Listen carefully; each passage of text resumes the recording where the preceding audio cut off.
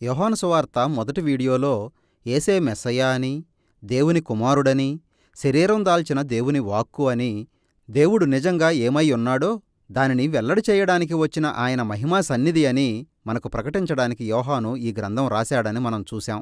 యోహాను తన గ్రంథంలోని మొదటి సగభాగంలో ఈ అంశాలను రుజువు చేయడానికి ప్రయత్నించాడని గమనించాం. యేసు అనేక అద్భుతాలు, సూచకక్రియలు చేయడం ద్వారా ఇశ్రాయేలు చరిత్ర అంతా దేనివైపు చూపిస్తున్నదో దాని నెరవేర్పు తానే అని రుజువు చేసుకున్నాడు. అది చాలా గందరగోళానికి దారితీసింది. ఏది ఏమైనా యేసు చెప్పిన ఆ మాటలన్నిటి విషయంలో యోధానాయకులు ఆయన్ని ఎదిరించారు.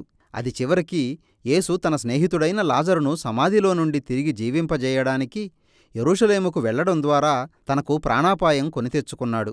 యూదులు యేసును చంపడానికి పన్నాగాలు పన్నుతూ ఉండగా మన ఈ గ్రంథం రెండో సగభాగంలోకి ప్రవేశిస్తాం.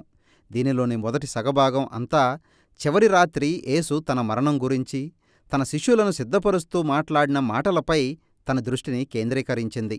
అందరినీ విస్మయానికి గురిచేసేలా యేసు ఒక పని చేశాడు. వారి ముందు మోకరిల్లి వారి పాదాలను తుడవడం ద్వారా ఆయన ఒక సాధారణ బానిస పాత్రను ధరించాడు. వారి సంస్కృతిలో ఒక రబ్బీ ఎన్నటికీ తన శిష్యులకు ఆ పని చేయడు.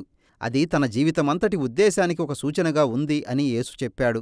అదేమంటే దేవుడు తనను తాను ఇచ్చివేసుకునేటంత ప్రేమగలవాడని వెల్లడి చేయడం, తాను కూడా ఒక సేవకుడిగా అప్పగించుకున్నవాడినని, ఈ లోక పాపాల కోసం తన ప్రాణాన్ని ఇచ్చివేసుకోవడానికి సిద్ధం అనేదానికి కూడా అది ఒక సూచనగా ఉంది. ఆ కార్యం ద్వారా తన శిష్యులు కూడా తనను అనుకరించి తానే విధంగా వారిని ప్రేమించాడో అదేవిధంగా వారు కూడా ఒకరినొకరు ప్రేమించుకోవాలని ఒక గొప్ప ఆజ్ఞను ఆయన వారికిచ్చాడు. ఔదార్యంతో కూడిన ప్రేమ కార్యాలు యేసును అనుసరించే వారి ప్రమాణ చిహ్నాలుగా ఉండాలి. అదే ఈ లోకానికి యేసు ఎవరో, దేవుడెవరో కనపరుస్తుంది. తర్వాత ఒక సుదీర్ఘమైన ప్రసంగం చేసి ప్రార్థనతో ముగించాడు. దానిలో కొన్ని అంశాలు పదే పదే తిరిగి చెప్పడం గమనిస్తాం. తాను వెళ్ళిపోతున్నానని యేసు మళ్లీ మళ్లీ చెప్పినందుకు శిష్యులు దుఃఖపడ్డారు. కాని తాను వెళ్ళిపోవడమే వారికి మంచిది అని ఆయన చెప్పాడు. ఎందుకంటే ఆయన వెళ్ళిపోతే ఆదరణకర్త అని పిలిచే పరిశుద్ధాత్మను పంపిస్తాడు. మానవుడుగా యేసు ఒక సమయంలో ఒక స్థలంలోనే ఉండగలడు. అయితే పరిశుద్ధాత్మ వ్యక్తిగతమైన యేసు సన్నిధిగా అన్ని సమయాల్లో అన్ని స్థలాల్లో ఉండగలడు. ఆత్మ అనేక కార్యాలు చేస్తాడని యేసు చెప్పాడు. కాబట్టి ఏకదేవుని ప్రత్యేకమైన దైవత్వంలో తండ్రి కుమారుల ప్రేమపూర్వక ఐక్యతా సంబంధం ఇమిడి ఉన్నదని యోహాను వెల్లడించాడు. తన ప్రజల మధ్యకు వచ్చి నివసించే ఆ ప్రేమపూర్వక వ్యక్తిగత సన్నిధి పరిశుద్ధాత్మే అని యేసు చెప్పాడు. ఆయన వారిని తండ్రి కుమారుల మధ్య ఉన్న ప్రేమలోకి ఆకర్షిస్తాడు. ఒక ద్రాక్షావల్లిని దాని కొమ్మలు ఏ విధంగా అంటుకట్టుకుని దానిలో నిలిచి ఉంటాయో ఆ విధంగా తన శిష్యులు కూడా తనకు అంటుకట్టుకుని తనలో నిలిచి ఉండాలని యేసు బోధించాడు. దేవుని వ్యక్తిగతమైన ప్రేమ ఒక మనిషి జీవితాన్ని ఏ విధంగా ఆవరించి అతనికి స్వస్థతను అనుగ్రహించి అతన్ని రూపాంతరం చెందిస్తుందో, ఇంకా ఎన్ని పనులు చేస్తుందో ఆయన ఇక్కడ వర్ణించాడు. ఈ లోకంలో యేసు చేసిన పనిని కొనసాగించడానికి కూడా పరిశుద్ధాత్మ యేసు శిష్యుల్ని బలోపేతం చేస్తాడు. మొదటిగా క్రియాత్మకమైన సేవా కార్యాలు చేస్తూ ఇతరులను ప్రేమించడం ద్వారా ఆయన వారికిచ్చిన గొప్ప ఆజ్ఞను నెరవేర్చాలి. అంతేకాదు సత్యం గూర్చి సాక్ష్యం ఇవ్వాలి. మానవులుగా మనం ఇతరుల పట్ల స్వార్థంతో ప్రవర్తిస్తూ ఏ విధంగా పాపం చేస్తున్నామో వెల్లడిస్తూ దేవుడు లోకాన్ని ప్రేమించాడు కాబట్టి ఆయన యేసులో, యేసు ద్వారా ఈ లోకాన్ని రక్షిస్తాడని ప్రకటించాలి. మనం తిరిగి మానవత్వంతో మెలగడానికి ఆయన ఒక కొత్త మార్గం తెరిచాడు. చివరిగా వారు వ్యతిరేకతను ఎదుర్కొంటారని ఆయన హెచ్చరించాడు. యోధా నాయకులు ఆయనను ఏ విధంగా తిరస్కరించారో అలాగే ఆయన శిష్యులు కూడా తిరస్కారానికి, హింసలకు గురవుతారు. అయితే తాను అప్పటికే ఈ లోకాన్ని జయించాడు కాబట్టి వారు భయపడనక్కరలేదని ఆయన చెప్పాడు. ఇక్కడ విజయం అంటే ఏమిటి? అది ఆయన వివరించలేదు. ఇది మనల్ని ఈ గ్రంథం చివరి భాగంలోకి నడిపిస్తుంది. ఇక్కడ యేసు విధానంలో విజయం అంటే ఏమిటో యోహాను మనకు చూపించాడు. ఆయన్ని, ఆయన శిష్యుల్ని బంధించడానికి యూదు అధికారులు సైనికుల్ని పంపించారు. ఆ సైనికులు యేసు ఎవరు అని అడిగినప్పుడు ఆయన నేనే ఆయన్ని అని చెప్పాడు. దానితో వారు వెనక్కి తగ్గి నేలమీద పడ్డారు. యోహాను ఇక్కడ చెప్పిన మాటలు అద్భుతంగా ఉన్నాయి. ఇప్పటి వరకు 7 సందర్భాల్లో యేసు వాడిన నేనే అనే మాటలను ఇది పరిసమాప్తి చేసింది. యేసు గురించి యోహాను చెప్పదలిచిన అత్యంత ప్రాముఖ్యమైన అంశాన్ని ఈ మాట ఎత్తి చూపుతుంది. నేనే అనే మాట లేక దానికి వాడిన గ్రీకు పదం ఎగో హీబ్రూ భాషలో ఎయిమీ. నిర్గమాకాండం 3వ అధ్యాయంలో దేవుడు మోషేకు తన వ్యక్తిగత నామాన్ని వెల్లడి చేసుకున్నప్పుడు వాడిన ఉన్నవాడను అనే మాటకు అనువాదం. యెషయా గ్రంథంలో ఆ పదం చాలాసార్లు వాడబడింది. యోహాను తన గ్రంథంలో యేసు తన గురించి తాను చెప్పుకుంటూ నేను లేక నేనే అని పలికిన 7 సందర్భాలను బహు వ్యూహాత్మకంగా చొప్పించాడు. జీవాహారాన్ని నేనే, నేను ఈ లోకానికి వెలుగును, గొర్రెల ప్రవేశద్వారాన్ని, మంచి కాపరిని, పునరుద్ధానాన్ని, మార్గం, సత్యం, జీవం నేనే, నిజమైన ద్రాక్షావళిని. యోహాను మరొక 7 కీలకమైన వృత్తాంతాలను కూడా గ్రంథస్థం చేశాడు. వాటిలో కూడా యేసు తన దైవిక నామాన్ని వెల్లడించే విధంగా నేను అనే పదాన్ని పలికాడు.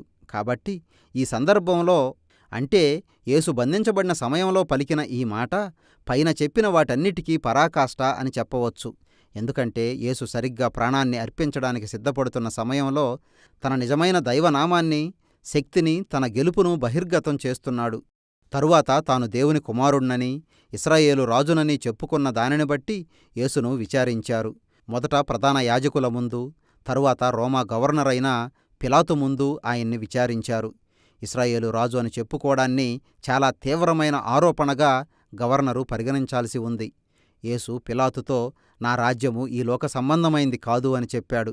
దాని అర్థం తాను రాజునేనని, తన రాజ్యం ఈ లోకం కోసమే కాని అది పూర్తిగా విభిన్నమైన విలువలతో కూడిన వ్యవస్థ అని, దాని బలం, దాని గొప్పతనం వీటికి సంబంధించినంతవరకు ఏదీ ఈ లోకం నుండి గ్రహించింది కాదని, అవి యేసు వెల్లడి చేసిన దేవుని స్వభావం చేత శిలువలో పరాకాష్ఠకు చేరిన ఆయన తలకిందుల రాజ్యం ద్వారా నిర్వచించబడతాయి. అది ఈ లోకం చేత తాను ఓడించబడడానికి అనుమతించడం ద్వారా పాపాన్ని జయించిన ఈ లోకపు నిజమైన రాజు ఉండే రాజ్యం.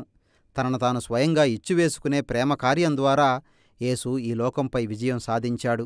ఆ తరువాత యేసు శరీరాన్ని ఒక సమాధిలో ఉంచి దానిని మూసివేశారు. వారంలో మొదటి రోజున మగ్దలేని మరియా, ఆ తరువాత ఇతర శిష్యులు వెళ్ళి విచిత్రంగా ఆ సమాధి తెరిచి ఉండడం, అది ఖాళీగా ఉండడం చూశారు. అకస్మాత్తుగా యేసు మరియకు కనిపించాడు. ఆయన మృతుల్లో నుండి లేచాడు. పునరుద్ధానం కూడా యోహాను సువార్తలో అనుసరించిన మరొక 7 అంశాల శ్రేణిలో చేరుతుంది. వాటిలో మొదటిది కానాను వివాహంలో యేసు నీటిని ద్రాక్షారసంగా మార్చిన సంఘటన.